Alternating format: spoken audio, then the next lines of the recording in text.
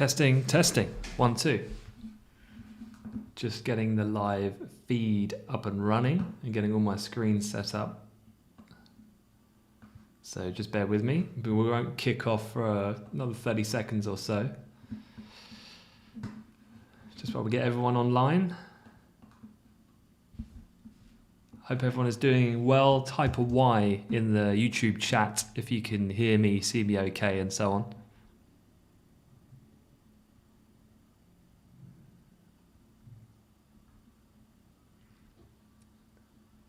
Okay, great to have you with us. Yeah, type a Y in the chat. Let me know where you're from, where you're tuning in from.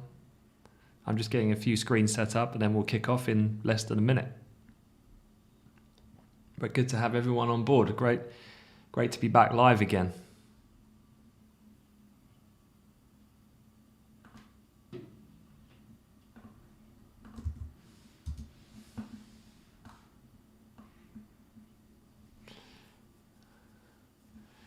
Okay, cool. Let me see who we've got. Bunyard, good to see you. Glenn, Nikhil, Mark, Curtis, Imran, Birmingham, Liverpool, Belgium. Shout out for Laura, tuning in from Calgary. That's awesome.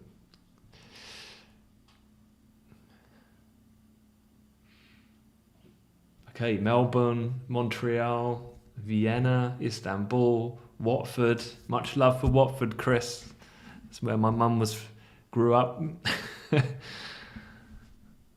All right, cool. Well, look, I'm sure people are going to be tuning in as we go. But yeah, thanks very much for joining me. If you've never been on the channel before, obviously I publish, you might have seen a daily market kind of macro update every morning. Goes up on the channel first thing. Just taking a look at the overall news that's come out for that day, look at the major events for the day ahead, so check that out. Otherwise, I'm going to cover this event. I'm going to do the Bank of England live tomorrow. I'm going to do non-farm payrolls live on Friday. So if you're not subscribed to the channel, please hit the subscribe button. And if you hit the bell icon, you'll be notified when we go live for all of these events. But look, let's get straight into it because there is plenty to talk about. And I want to leave appropriate time for us to tune into the squawk when all of the news hits the tape. Okay, so straight to it. Let's have a look at a couple of things then. So first off, I know this is fairly small to see in terms of the actual text. And just before I begin, the chat, the YouTube chat I'm trying to monitor is on here, and I'm going to give the slides here. So if you have any questions, just hang 5.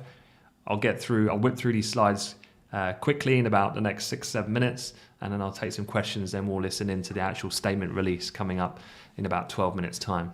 So yeah, in terms of what we're looking out for here, obviously this is one of the most meaningful events in recent history in respect to it's a major milestone in the post-pandemic era for monetary policy at the US Central Bank.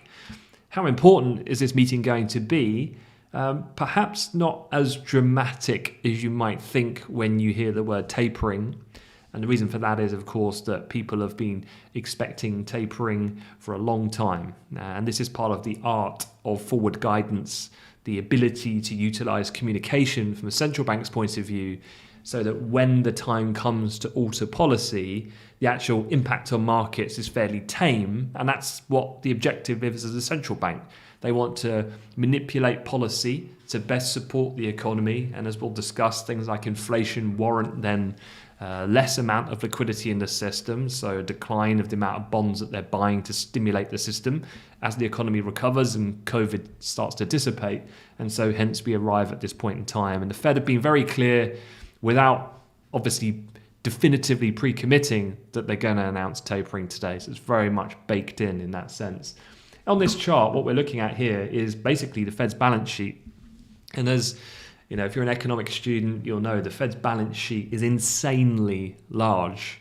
The firepower that came in on the back of the response to the pandemic was monumental in size. And it absolutely dwarfs the kind of 3-phased QEs that we saw on the back of the financial crisis. And the reason for that is the immediacy of the need to stimulate the economy, obviously with a humanitarian crisis, the coronavirus being a systemic risk to human life. Economic activity just switched off overnight, and hence the forceful response that we've had. So just having a look then, this is how we've arrived at tapering, but very important to disassociate then tapering to interest rate timing. And we'll discuss that more in a second. Now, why are they going to taper? Well, one of the biggest things here is inflation. And this idea that inflation had been perceived as being transitory. And what that basically means in layman's terms is this idea that high cost of goods or services was a reflection of supply constraints, for example, due to the bottlenecks through the aftermath of the pandemic. And so once those things started to smooth out over time, these temporary inflation pressures would dissipate. And so by definition then, transitory being a temporary kind of phenomenon in that way. However, recent weeks and months have proven that inflation is indeed slightly more sticky than perhaps central banks thought, and hence the reason why in yields globally, and we've seen with other central banks, which is highly tipped for the Bank of England tomorrow to potentially hike rates. We've had the Bank of Canada wrap up their QE program pretty prompt. We've had the RBA in Australia drop their yield curve control measures. And this is all because they need to react to now higher for longer inflation. And it comes in the context, as we'll see, of improvements in the labour market and so on, albeit at a fairly moderate level in the US. So what we're looking at here is something called the Dallas Fed Trimmed Mean Personal Consumption Expenditures Index. Now, I know that's a big mouthful to swallow, but basically this is PCE. And it's PCE is an inflation metric that the Fed are very focused on as the determining kind of factor, or one of the highest weighted variables for their policy decision making. And what this basically does then is the trim mean measures toss out goods and services seeing the highest and the lowest inflation numbers. And so therefore it's one measure the Fed officials reference that has, as you can see here, continued to track higher. You can see it's never been higher at this point in time. And so that means it's indicating inflation is moving higher in a broad set of goods, not just those that are kind of idiosyncratic to the pandemic, and hence the reason why action needs to be taken. The other, kind of dual prong attack that the Fed have is not just inflation, it's jobs as the criteria then for we've kind of progressed far enough in the economic recovery to warrant some type of normalization. And looking at the jobs situation here, this is kind of going on the trajectory of what the labor market looked like in the US. And then this is obviously the non-farm payroll reading and the just dramatic decline that we had obviously in the aftermath of the pandemic. The one thing that we have been seeing here was we had a fairly quick acceleration in jobs picking up in the US. However, the last two non-farm payrolls have been a bit of a disappointment. They've undershot in the number of jobs that have been created in the US. And that's put the job recovery at a slightly slower speed than perhaps we thought before. Importantly, though, the direction of travel is in the right way. The labour market will, in time, start to get back to the pre-pandemic levels. It's just going to take an extra 2 years from here on out to achieve that. And obviously, we'll look at non-farms on Friday. So the idea here and the phrasing that the Fed uses is something called substantial further progress. And again, this is their hints towards what would be necessary conditions for them to exercise then a change in policy. And what we have here are a couple of metrics. Again, absolutely happy to share these slides. I'll put them on the hub, which I'll explain more in a moment, where you can access them. But what we're looking at here are just two simple patterns. Unemployment rate percentage going from Feb 2020 to now, declining. Employment to population ratio percentage, declining. Jobs percent below Feb 2020, declining. The PC inflation number inclining. So all in all, if you think about what the Fed's goal is maximum employment and persistent 2% inflation. Inflation is now above target, one and above, and there has been steady progress in jobs, and hence the reason why we've arrived at this juncture. Now, rate hikes is the other thing we're looking at today, and the market's very aggressively priced in, more so than general Fed guidelines, if you like, through their projections of how aggressive they're going to price interest rate hikes into 2022 and 2023. As you can see here, the market now expects 2.5 rate hikes by early 2023. And so we're looking out specifically for any hints around that from Powell shortly. Just quickly, only a few minutes left. Tapering. So yeah, meaningful today. The vast majority is very much expected. If they don't taper, well, it stocks to the moon as far as the initial response is going to be, but that is not going to happen. Pretty much assured of that at this point in time. It would be an absolute catastrophic failure of communication if they don't deliver the taper. So the taper size is going to be split, 10 billion treasuries, 5 billion mortgage-backed securities. The number then would be 15 billion that the market's expecting. The pace then would look to wrap up the process of ending QE, active purchases, by mid of next year, is what the Fed have said before. But the FOMC is likely to indicate a caveat, and this is something we need to be very mindful of, that they could speed up and speed down the taper, the incremental decrease of bond purchases to respond to economic developments. All in all, it's very incredibly well telegraphed, and so it doesn't come as a surprise today. The statement, this is the first thing we're going to see, just coming up in the next few minutes. We get the press conference half an hour later. So looking at the statement, committee members may revise their characterization in the statement around inflation. And inflation is key. How they feel about that is really indicative of what the rate trajectory might look like in the future and future Fed discussions, largely reflecting transitory factors to acknowledge some kind of language that inflation is going to last longer and have the potential to linger at higher levels. This is what's been intonated by Jerome Powell, the Fed chair.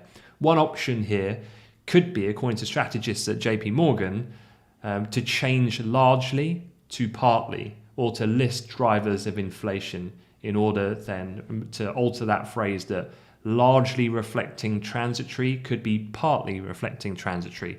Very subtle minor downgrade in the language, but a meaningful difference. For the press conference, we're looking for more clues. Markets are going to focus on what degree Powell keeps then subsequent meetings here thereafter, the next meeting being the 15th of December, when they'll announce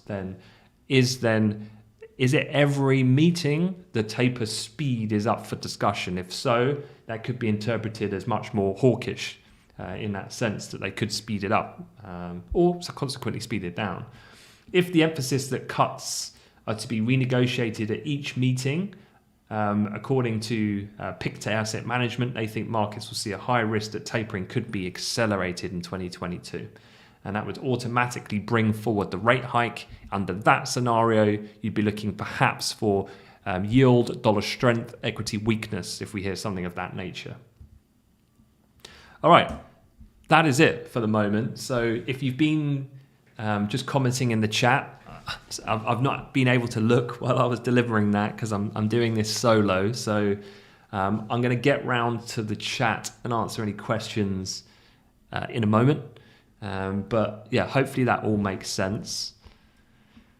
So I'm just going to bring up the Squawk box. I use a Squawk by New Squawk, best in the business, and they're going to read out the news as it comes out. So I'm just going to reposition and test out my audio so we can tune in to their analysts. I'm going to switch over to my charts as well.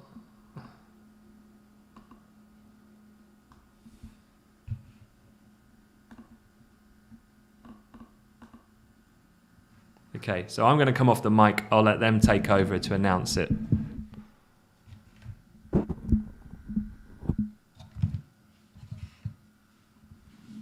Again, there will be a slight delay given this is streaming on YouTube, so just bear that in mind.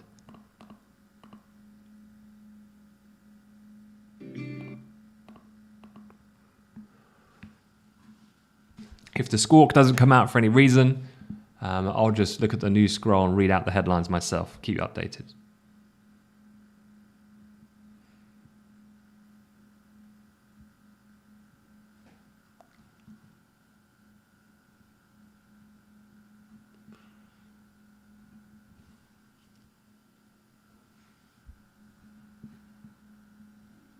Seconds.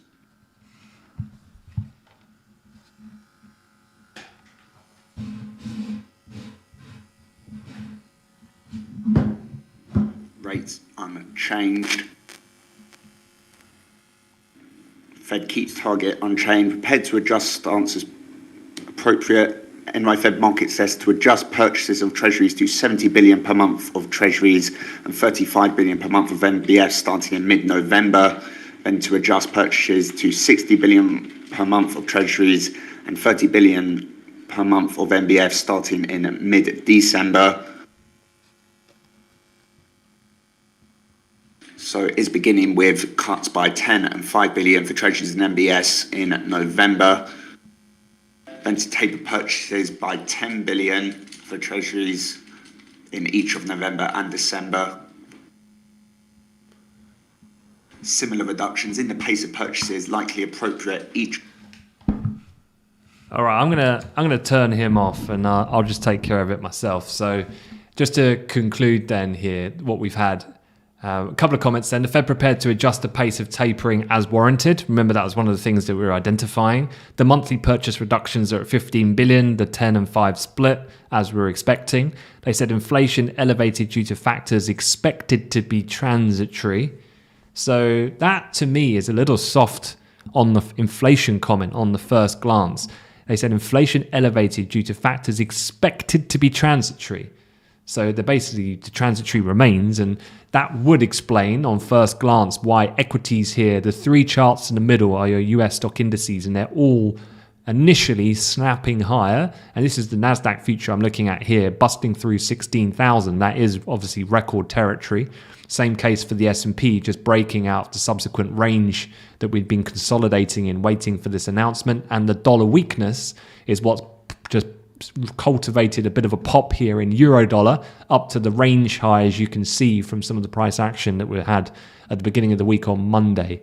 So I'm just going to glance through the comments again to have a look a little bit more. The T-note move, though, very less convinced, but in the same uniform fashion that would fit with that equity and dollar move. So initial blip higher, yields perhaps responding to that inflation comment before moderating. So let's just see what other comments here I can pick off to see what they've said in more detail. Let's have a look. The FOMC voted 11-0 on the actual rate, absolutely as you would expect.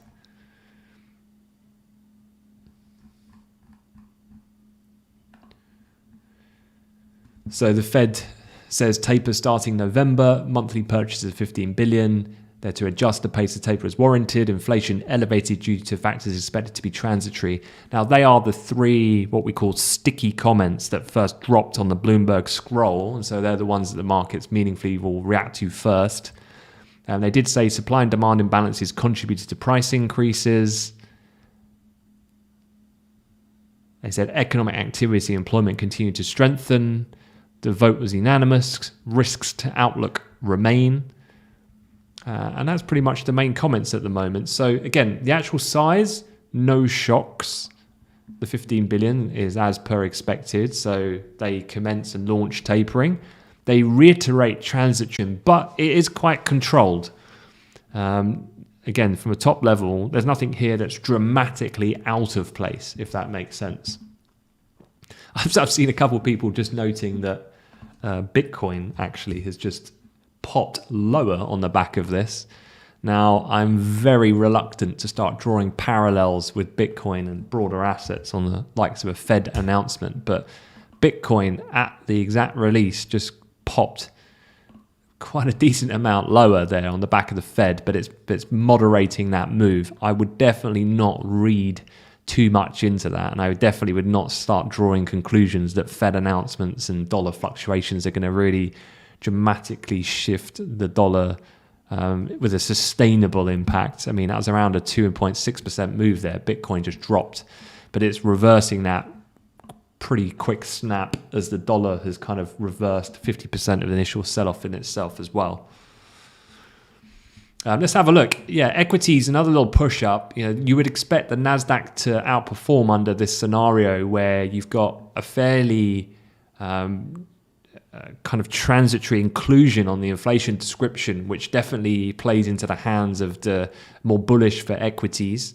because as we were discussing, inflation is the key kind of fear that they're potentially looking to tackle. But if they still see it as transitory, well, it's the lesser than belief that the market will have that the Fed will need to be aggressive in their timing and accelerating the timeline on the increase of reduction of bond purchases in tapering, and also the timing of the next rate hike. So yeah, I mean, looking at the NASDAQ here, where do we go? Well, I mean, this is uncharted territory. 16,000, obviously a big target on the recent rise that we have been seeing. And we're clear of that now by 38 points. We've got the R2 on the daily pivots above at 16,060, sat just above there at the moment. T-Note's really not buying into this, and the currency market not really sustaining much of a move. So that euro, as we said, just kind of ran up to that area of resistance that we had at that previous high, and then it just flashed back down. Again, as I said, yes, that inflation comment notable. I think if anything, for equities, it's almost like a relief. Okay, the Fed didn't say anything too aggressive or hawkish in that sense. And so the gravy train rolls on. You know, US equities have closed at record highs for 4 consecutive sessions. This isn't really going to detract much from that at this point in time, I'd say. Okay, let's have a look at a couple of questions. Let me just bring up the screen. Sorry again if I can't get to your questions immediately, but let me just have a quick look. Okay, before I address a couple of the questions, what I would really appreciate is a couple things. A bit of quick housekeeping, if I may. One is, if you're new to the YouTube channel, don't forget to subscribe. Again, I'll do the BOE live. Just been told by one of my colleagues that I should be able to kind of dual get some of my colleagues on, so we can online dual run an event, so we can both pass comment, which will be pretty cool. So yeah, check that out. Subscribe to that. The latest videos is all the daily updates that I issue. If you would like, I'm going to pop some of these links into the chat. There's a few things quickly I just wanted to mention. On Twitter, I'm active on a daily basis, but one main thing that I put out, which I hope, and the objective is particularly useful for students looking to enter a career in finance, whatever that might be, and also any traders looking at the markets day to day. Every morning I put out a note where I go over the context of the close on Wall Street, the overnight session, and the outlook for the day ahead, the major macro news you need to be aware of. I release that every morning on my Twitter account, as you can see. A few people say that's super useful, so I'll continue doing that. So my Twitter account is in the chat. If you are a student, obviously your network is super, super important. Absolutely feel free to connect with me on LinkedIn. Drop me a message. Happy to help answer any questions about markets, career stuff. So that's my LinkedIn. And then one thing I strongly encourage you to do, if again you're a student, but quite frankly everyone is invited to definitely come and explore and try it out, is if you go to amplifyme.com, there's kind of 2 sections. Mine's logged in, so it looks a bit different, but you can either sign up for a free simulation, or you can actually get access to our content hub. And our content hub looks like this. So it's pretty cool. You can go in, click in, you get my morning briefings, you get our latest podcasts that I put out with the head of trading. If I click on market analysis, for example, it brings up a media player where I can access loads of different things. And if I go back to the hub for a second, industry insights. So super lucky to have interviewed some really cool people. This is Bilal Hafiz. If you don't know who he is, he used to be the global head of research at Deutsche Bank and Nomura for a good period of 20 years. He and I had a really cool chat about his background and his career and his view on markets. And there's tons of other people on here that you can check out. So that's the hub. You just need to access that, or to register for one of the simulations, you just need to go to amplifyme.com. And so if you're a student, 100% you should get involved, because you're not going to know what you want to do with your career unless you've actually done it. And that's what these simulations are designed for. All right, cool. Just going back to the actual market, let's have a look. Really quite tame response. I would say, given what we've had so far, and it's we've still got a lot to play for with the press conference coming up. That at the moment is quite a resounding victory for Powell and forward guidance and monetary policy management. I mean, to be able to deliver the commencement of tapering without that infamous 2014 kind of tantrum, that scarring that I know a lot of central bankers might have, it's worked. The market's just taken this in its stride so far, but just going back to what we're looking out for in the press conference, just momentarily, we're going to look out for really Powell's description. He's going to be pressed obviously on things like inflation, his view on that, the depth of discussion on that, the idea about is every meeting live, and if so, does the market interpret that they're willing to be flexible and react? That means as well that in the future, when economic data points, particularly pertaining to things like inflation, the market will probably be even more sensitive, because if meetings are live, they will conclude that just one meeting might well heat up the debate and that they might take further, more extensive action, for example. A couple of things there to be aware of. Let's have a look. Any more questions? Yeah, Nathan, S&P to push to 5,000. Yeah, I mean, who's to say it won't? Do you know, it's such a market we're in at the moment. I mean, let's just have a look. I mean, we were in this trend channel for quite some time, really for most of the year. We broke down a little bit in September, and we've just come racing back. Obviously, earnings season's really, it's been pretty decent, all things aside, considering some of the concerns over the supply constraints and things like that have impacted certain sectors, but hasn't really shifted the needle a great deal. You know, one of the things I was talking about in my briefing this morning in my general notes for the day ahead was that irrespective of the wills of normalizing policy moving into motion with the idea of tapering, the direction of travel on rates will be gradual. That's my general view.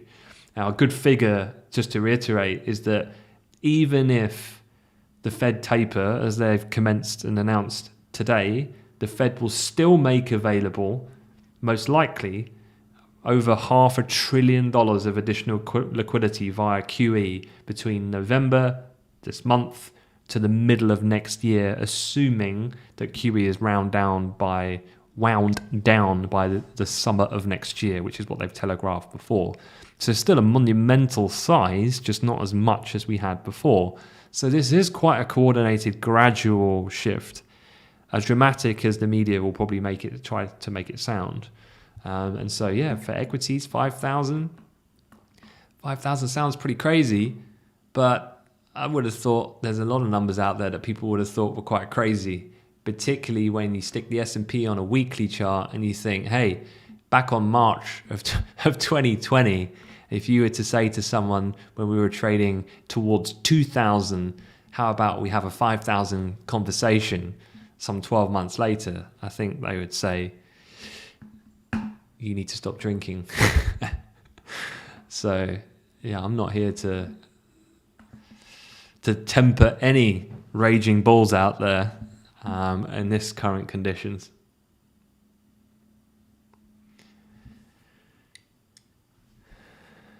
Tiva, can I please define hawkish and risk on in terms of 10-year government bonds? Yeah, hawkish, from a terminology point of view, hawkish would be tantamount to someone who's more prone to being inflation focused, fearful then of runaway inflation, the damage that can have in the economy, so more prone to tightening policy, the opposite being a dove in a more looser expansionary environment. And so therefore, in terms of 10-year government bonds, they would generally decline on the prospect then of a hawkish commentary would lead to high yields. That's how it would kind of play out.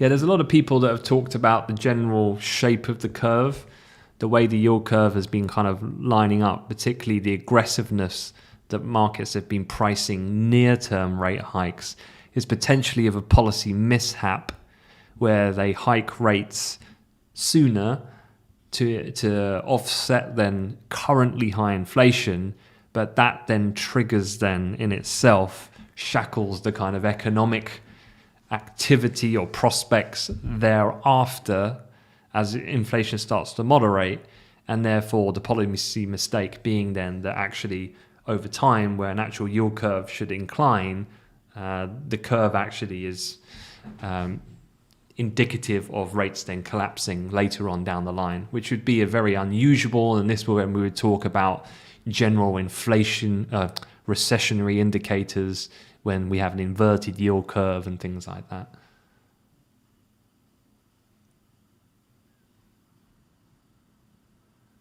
Khaled, can I have an idea about the quant Python in the summer analyst program? Do you know what is actually best is, I mean, I can give you a very brief description, but I don't run that session myself, mainly because I'm not a quant and I'm not a programmer. But we have people in our team that are, and they could give you a far better rundown. So for Khaled, Ibrahim, I've put there my colleague Eddie's email.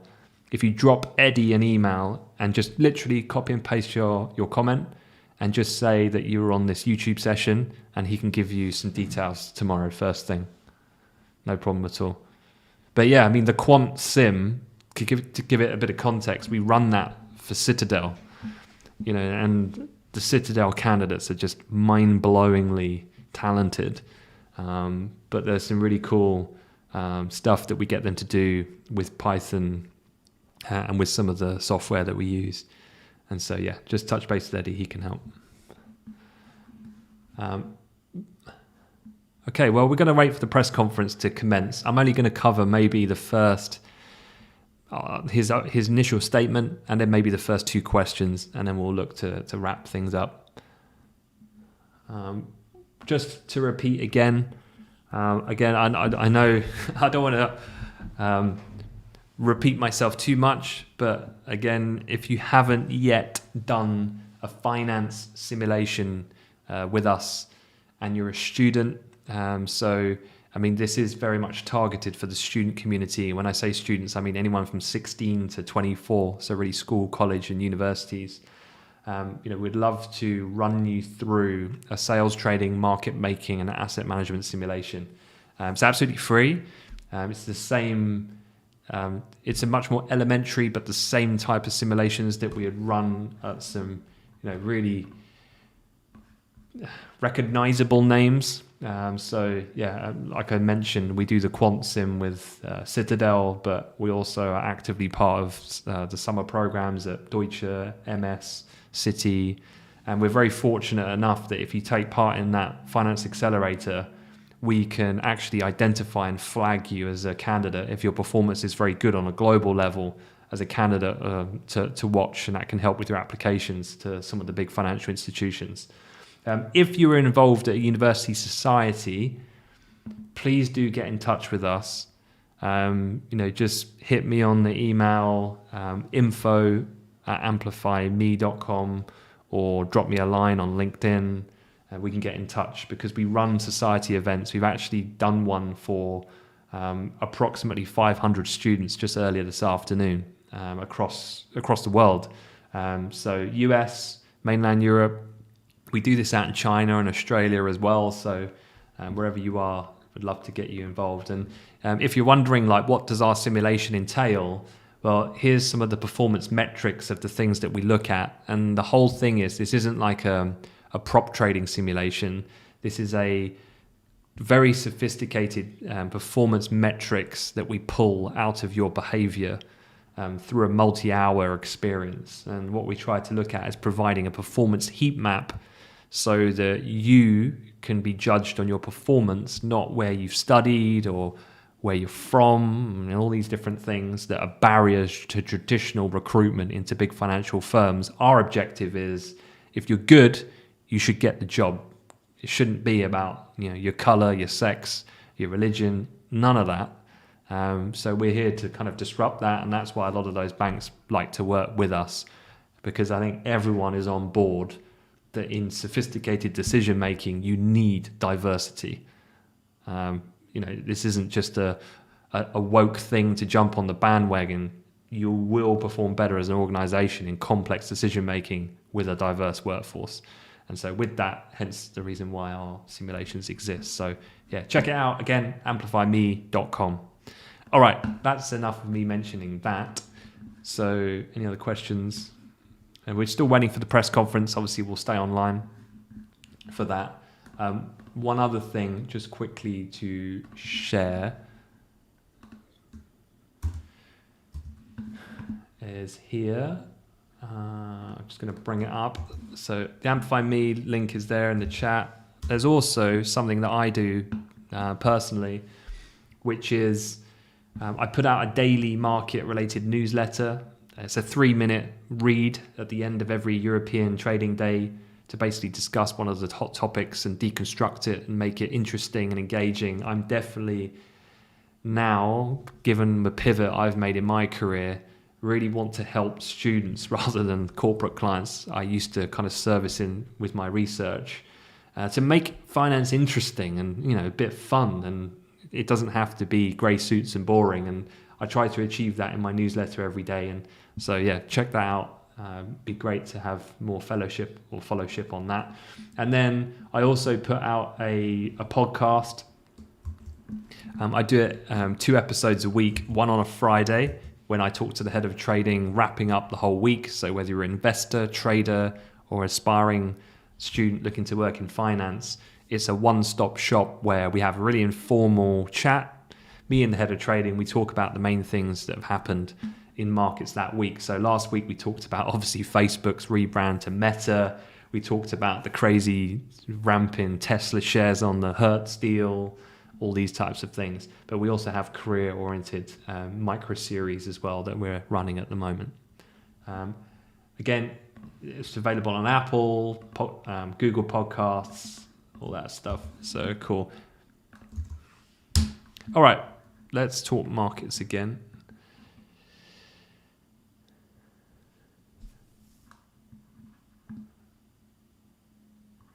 Sean, is there a list of unis Amplify works with? If it's in the UK, we pretty much work with majority of universities. So the best thing to do is if you wanted to get involved, you can just go to amplifyme.com and sign up publicly on one of our open simulations, or you can go through one of your finance type societies that we've probably got a connection with. But yeah, Sean, if you're at uni, what uni are you at? And if it's not one that we're with, we'd love to talk to you and get involved and perhaps run something for your cohort.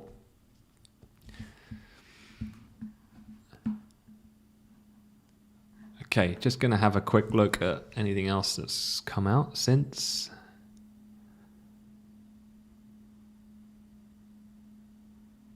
Yeah, so just looking at what some analysts are saying coming up to the press conference, they're just suggesting that we now look to the Q&A. Talking points will be his opinion, Powell's opinion, that is, on market rate hike pricing as soon as the second half of this year. Also, Powell stresses the flexibility of the taper process. Does he walk back further on describing inflation as transitory? Discuss full employment being lower than previously anticipated. These could all be construed as perhaps being hawkish elements. So, yeah, a general, simple way to look at this. If you hear any hawkish type noises, that's generally dollar yield positive, stock negative. Anything dovish, more reiteration and non-movement of the belief of inflation being transitory, that's stocks positive, dollar yield negative. The finance accelerators, they generally, someone's asking if there's one on the 11th. The university societies, they run pretty much on a daily basis, given, fortunately, the global kind of reach that we have now. But the public ones are every Wednesday. So if you wanted to take part in the next public one, you can do so by just registering for the next Wednesday one. I believe it's Wednesday. If you go to amplifyme.com, you can just see. Okay, Sean. Yeah, shoot Eddie an email and just introduce yourself, and then just say what uni you're from and that you're on the event, and then he can pick it up with you, and hopefully we can get something organised at your uni, Sean. Yeah, I mean, with everything I've discussed, whether it's the finance simulation, whether it's the podcast, the daily newsletter, the hub, everything's free. I mean, it's part of our mission to democratize finance, to broaden the remit, to get people, make it more inclusive of different social, economic demographics. Certainly for me, I'm very passionate, not having come from a traditional background, to make that a possibility for more people. How do we run as an organization? So for complete transparency, well, we work with big financial institutions, and they want to be connected with talented people, and they really struggle to reach those people. And so we act as the kind of in-between to facilitate that. And so students should definitely not have to dig in their pocket to answer those questions about what they want to do and gain experience and things like that. And so, the employers do that, which is great to give that opportunity.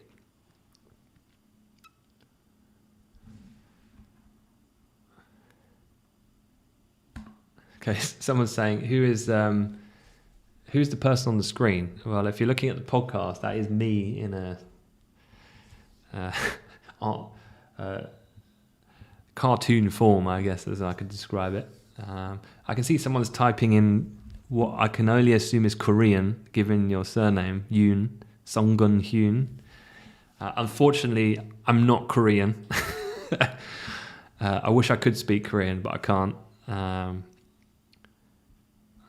So I can't actually understand your question, so apologies if I can't. But if you, what I'll do is I'll drop my email. So if you do want to send me a foreign language comment, and it's about markets or it's about Amplify, whatever it is, shoot me the email in Korean, and I will translate it tomorrow and I'll get back to you. No problem.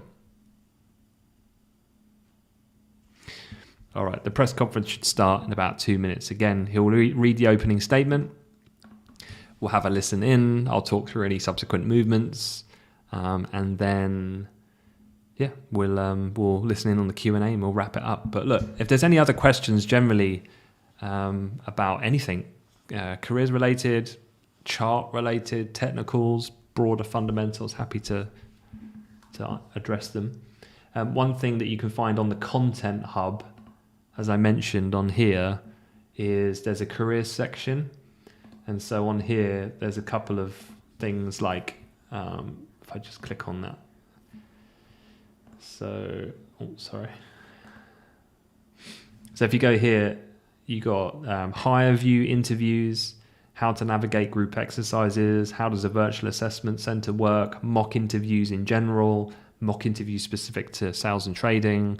So there's some hopefully useful stuff there if you're a student, and because I know it is application kind of season at the moment, and there's a lot of stressed students I've been talking to. So hopefully, if it helps, then that's great. So feel free to check that out. You just need to go on to the website and then sign up for free.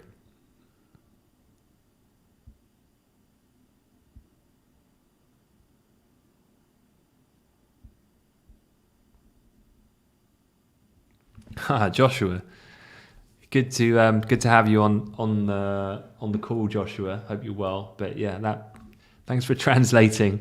The current inflation is short term. I mean that would be what transitory would suggest, and so kind of the conversations about that are quite meaningful for what we're going to be looking out for in the press conference, because that's what one of the first comments was kind of suggesting, that they still kind of see that as holding true. Someone's asked about Will the Amplify internship this year be virtual? It's going to be virtual. Fortunately, from the feedback that we've had from the last 2 years, is that people have really enjoyed it. It's made it more accessible for more people. Obviously, coming to London, living in London for a couple of weeks is expensive. So I hope that having used Zoom a lot, that we can give an enjoyable, immersive, practical, everything you're doing is practical and not lecture-based predominantly. So it works really well in a virtual format. Our technology is all designed for virtual delivery, and we have a networking event where we have like a big summer party as well and stuff like that. So there are physical in-person networking events and things like that we host, even though the experience itself is virtual. All right, well, let's listen in for Powell. He should be starting now. So let me just switch over. We'll get the video feed up. Okay, he's talking now.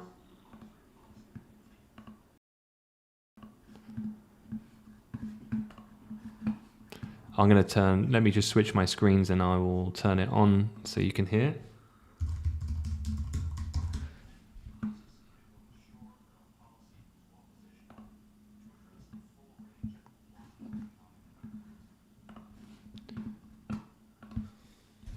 Policy decisions after reviewing recent economic developments.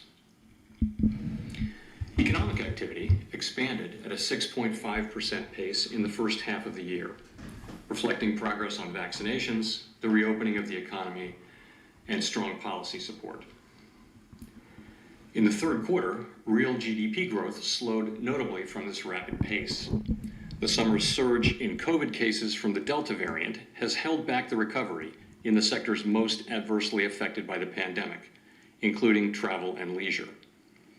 Activity has also been restrained by supply constraints and bottlenecks, notably in the motor vehicle industry. As a result, both household spending and business investment flattened out last quarter. Nonetheless, aggregate demand has been very strong this year, buoyed by fiscal and monetary policy support and the healthy financial positions of households and businesses. With COVID case counts receding further and progress on vaccinations, economic growth should pick up this quarter, resulting in strong growth for the year as a whole. Conditions in the labor market have continued to improve, and demand for workers remains very strong. As with overall economic activity, the pace of improvement slowed with the rise in COVID cases. In August and September, job gains averaged 280,000 per month, down from an average of about 1 million jobs per month in June and July. The slowdown has been concentrated in sectors most sensitive to the pandemic, including leisure and hospitality and education. The unemployment rate was 4.8% in September. This figure understates the shortfall in employment, particularly as participation in the labor market remains subdued. Some of the softness in participation likely reflects the aging of the population and retirements. But participation for prime-aged individuals also remains well below pre-pandemic levels, in part reflecting factors related to the pandemic, such as caregiving needs and ongoing concerns about the virus.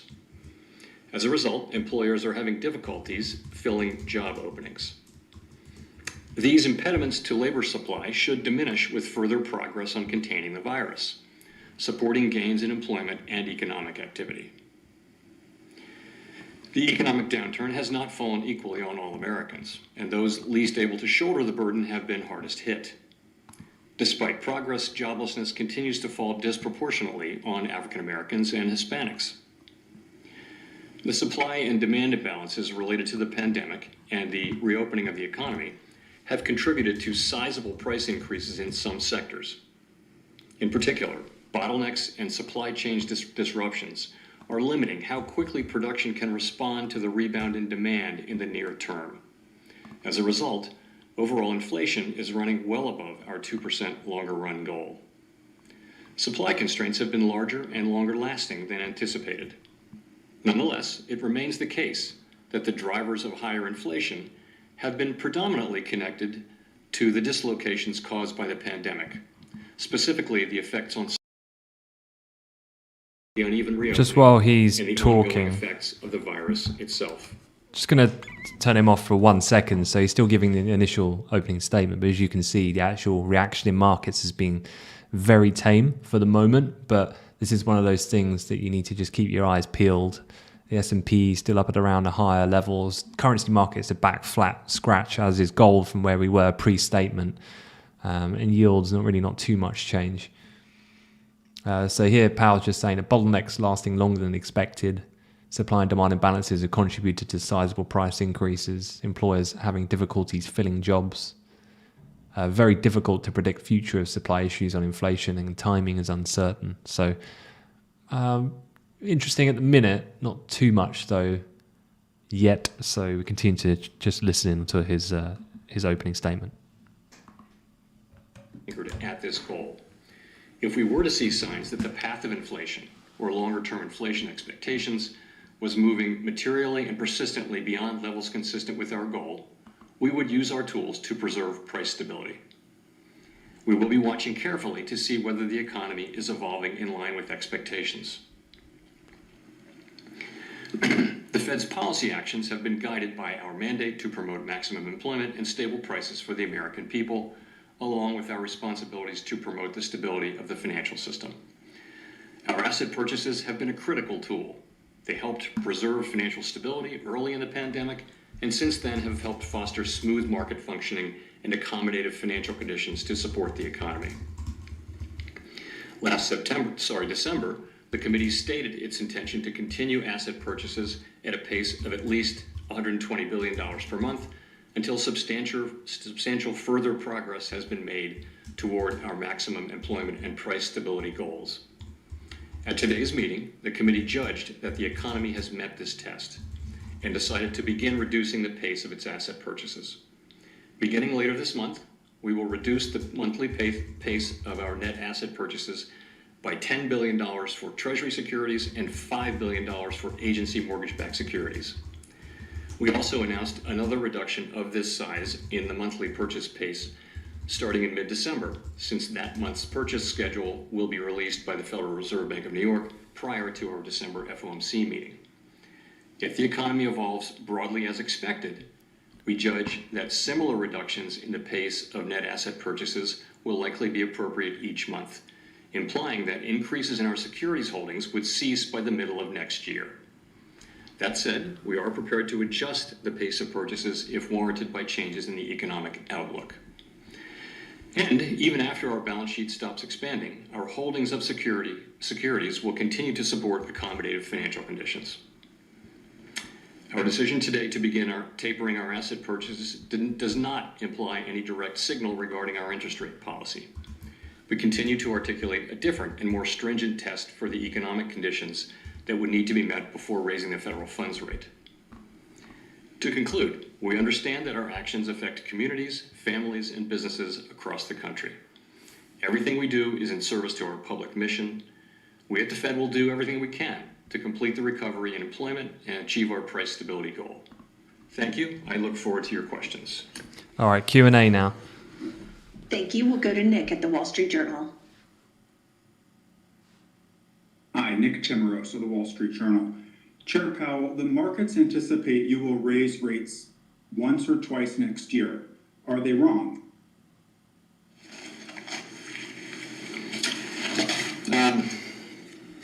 So,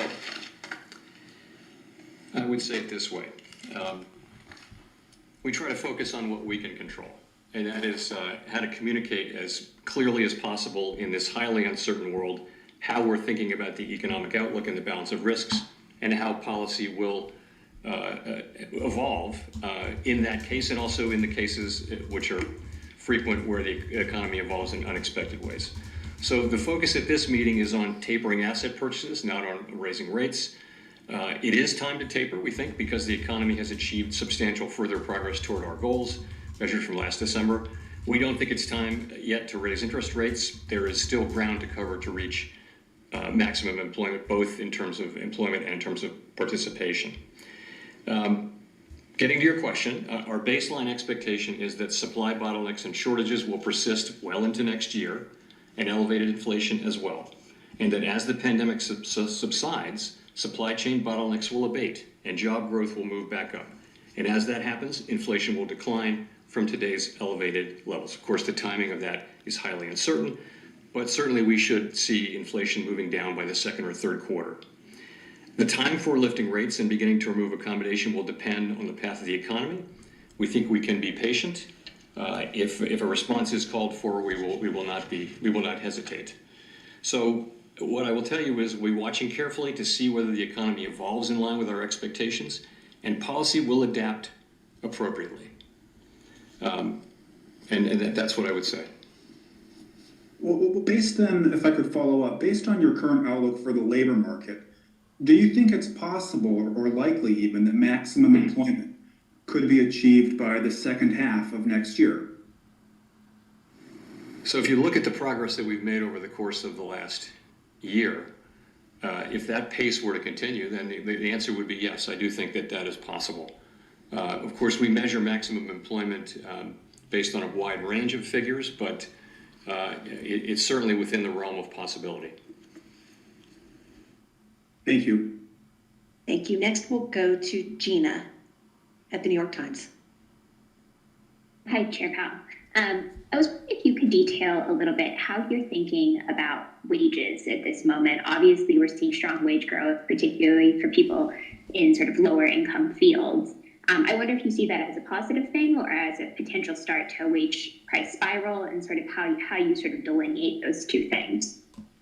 So wages have been moving up strongly, very strongly. And in particular, I would point to the Employment Compensation Index reading that we got last Friday. Now, in real terms, they had been running a little bit below inflation, so real wages were not really increasing. I think with the ECI reading, it becomes close to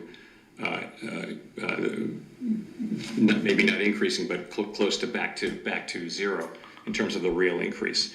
So wages moving up, of course, is how standard of living increases over the years for generation upon generation. It's very important, and it's generally a good thing. The concern is a somewhat unusual case where if wages were to be rising persistently and materially above inflation and productivity gains, that could put upward pressure on or downward pressure on margins and cause companies to their employers really to raise prices as a result, and you can find yourself in what we used to call a wage price spiral. We don't have evidence of that yet. Productivity has been very high. The ECI reading is just one reading. Again, if you look back, so we'll be watching this carefully, but I would say that at this point we don't see troubling increases in wages, and we don't expect those to emerge, but we'll be watching carefully. Okay, I'm just keeping an eye on the equity indices at the moment. The S&P has actually just broken out here to fresh highs. So we're just up to the R1 now, as you can see here. These are record territory, 46.35. Steve Leesman of CNBC just asking his question now. But keep an eye on equities. The Dow future as well. I'm looking at all stock futures charts here. Just at the higher end of this range we've been trading over the course of the last session. That was the overnight APAC high and the European morning high, which is testing now at 35,937. The recent high seen back on yesterday afternoon session residing just above that and the 36,000 mark, which would be the R1 as well, just above there also. Looking for 5% inflation this year, 3.5% next year. It sure seems like you're on track to modestly or moderately exceed that 2% target. Thanks. Yeah, so I'm not sure I totally got your first question, but I would say, in fact, could you just quickly, succinctly say your first question again?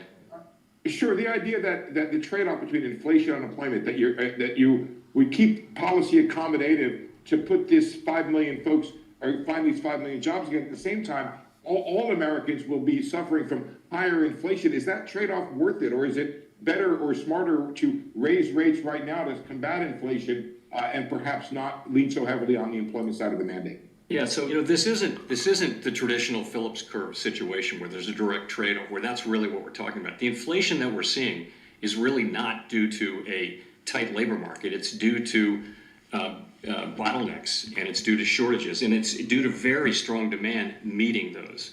So I think it's not the classical situation where you have that precise trade-off.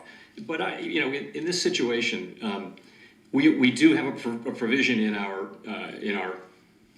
statement on longer run goals, as you know, that says when those two things are in tension, what we do is we take into account the employment shortfalls and inflation deviations and the potentially different time horizons over which employment and inflation are projected to return to levels judged consistent with the mandate. So we used to call that the balanced approach paragraph. We have to think about the amount of the deviation. We have to think about the time it will take. And we have to make policy in a world where the two goals are in tension. It's very difficult. But what it really boils down to is something that's common sense, and that is risk management. We have to be aware of the risks particularly now the risk of significantly higher inflation. Okay, I'm just going to turn him down for a second. Just having a look at the US indices, they're just breaking up to fresh highs again. So I think for the moment, not so much of what he has said, but what he hasn't really, which is to alter too much the perception of what the initial reactions were, where there's not really a great deal here, which is overtly hawkish. And so equities just liking the lack of change on that front. And so the NASDAQ future just coming back up to retest highs and near the R2 now, and keep an eye on that Dow future. Any breakout now of the prior day's high could well just accelerate a bit of a quicker move up to the R1 on the upside, which would probably help drag the other indices higher as well at the same time. So just keeping an eye on a uniform synchronized move here, major indices moving higher, dollar weaker, and treasury yields moving lower, hence the T-notes come up a bit, and gold's looking a little bit more perky now on the reversal from the losses that were seen earlier today. So these would all be indicative of a not so much dovish, I'd say, but a lack of hawkish material that's contributing to a lot of these moves at the moment. And obviously the way that the press conference is generally constructed is it's the first couple of questions that typically are the ones the market looks for with the most guidance. And if he hasn't said something now, the more questions he takes, the less likely it is he will say anything new. And so the markets feel a bit more confident then to just buy into that first move.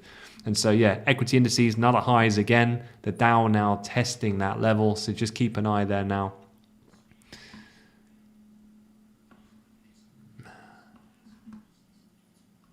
Yeah, dollar weakness just kind of coming into the initial move.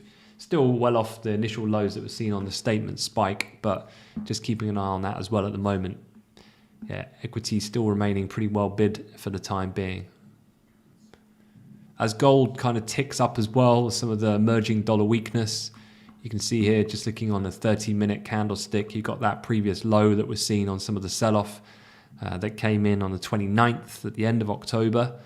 You can see that was a bit of an inflection point for price on the initial decline, but then pull back to then push down lower today. And so we're right back at quite a key technical area of resistance now in gold at the moment, 1772.5.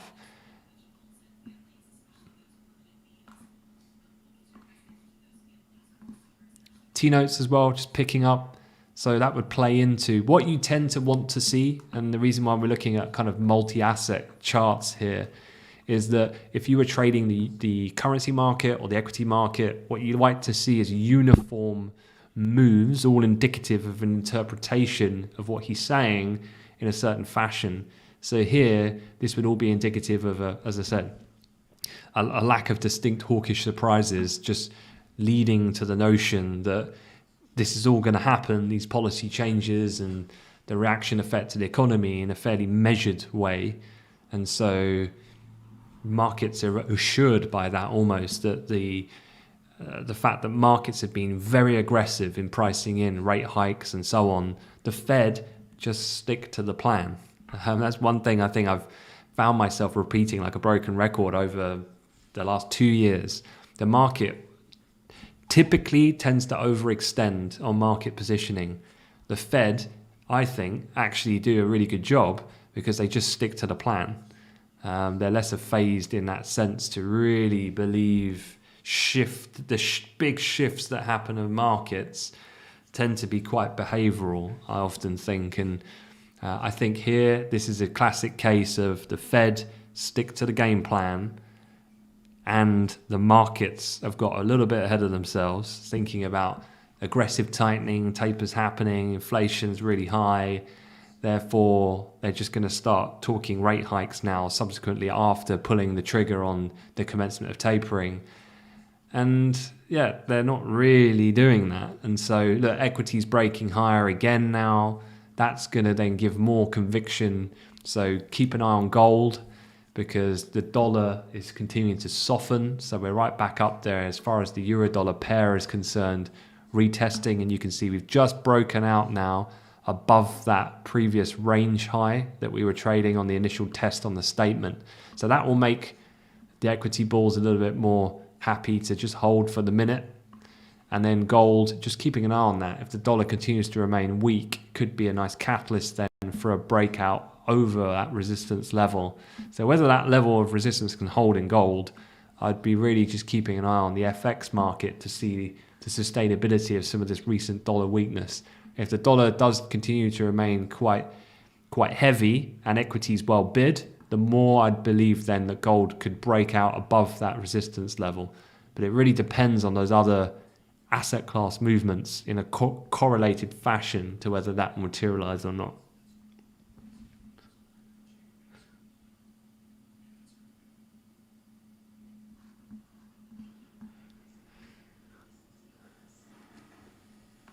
Great. Thank you, Michelle. Thank you, Chair Powell.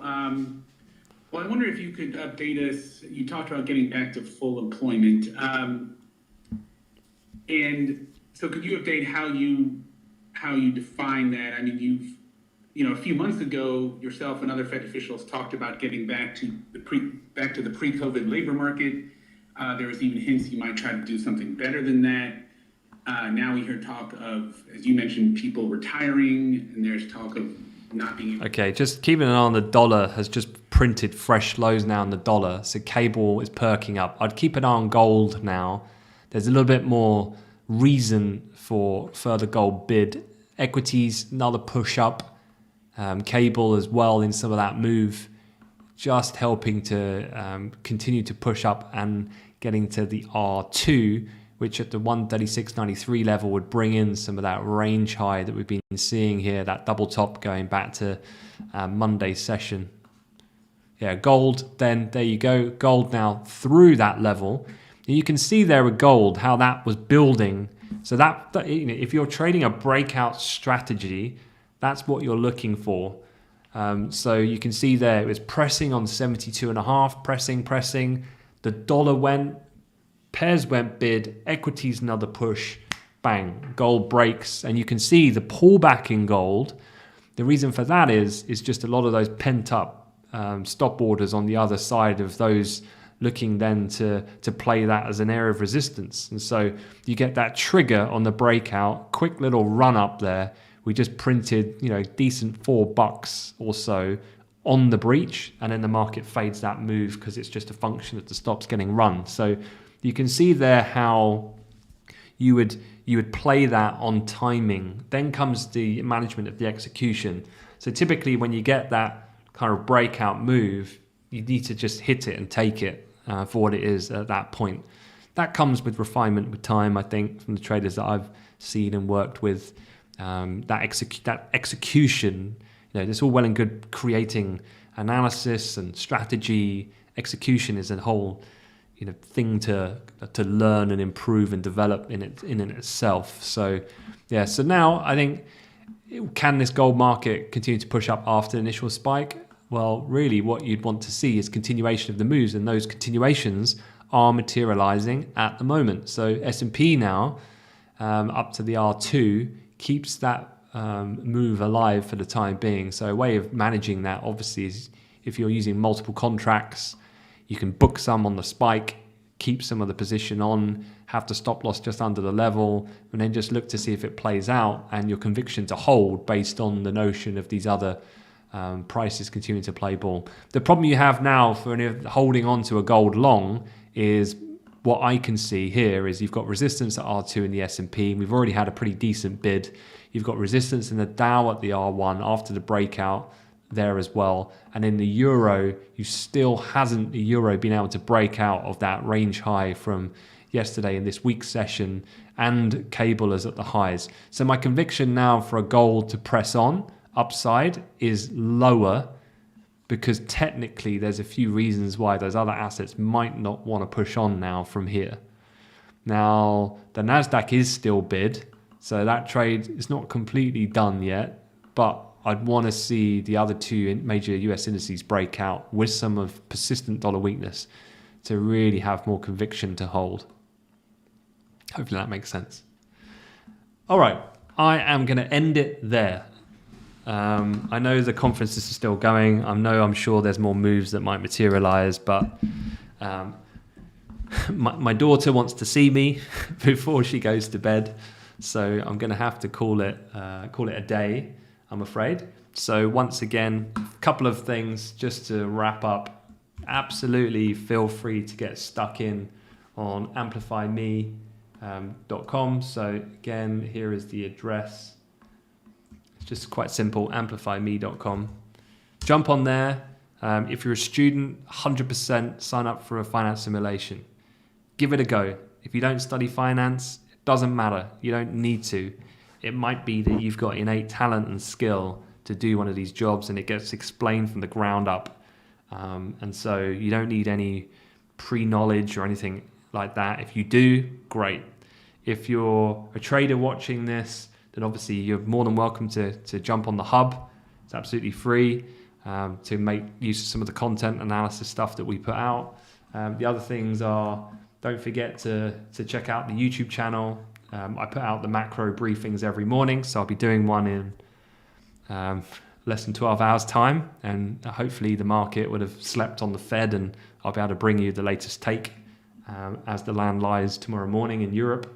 And then Twitter, fairly active, so absolutely feel free to connect with me on here. I put out interesting graphics and research and things like that I see, and my opinions on things as well. My LinkedIn, if you want to expand your professional network, just love to connect, and any questions you have, feel free to reach me on there. And then the podcast, Spotify, Apple. One thing I'd ask, if anyone listens to the podcast, can you do me the biggest favor, if I can ask? If you listen to the podcast and you like it, fantastic. Can you go on Apple and drop a rating and review? We're on 84 at the minute. We want to try and aim to get 100 ratings by the end of the year. It really helps push the Apple podcast algorithm to spread the word, get it out there to as many people as possible. So that would be amazing. Otherwise, I'm going to leave it there. So thanks, everyone. Andrew, good to see you online as ever. Hope you're well.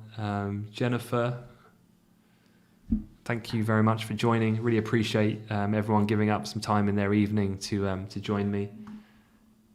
I know we've all got busy lives, so great to have you on. As I said, I know most of you will be working, but I'm going to do the Bank of England live tomorrow, and that's going to be, I would say, perhaps even more interesting than what we've had today, albeit this move is still developing, because the Bank of England is a real toss-up. Are they going to hike or not? And obviously a different ball game, given the fact that they are going to hike potentially before they even do anything with QE.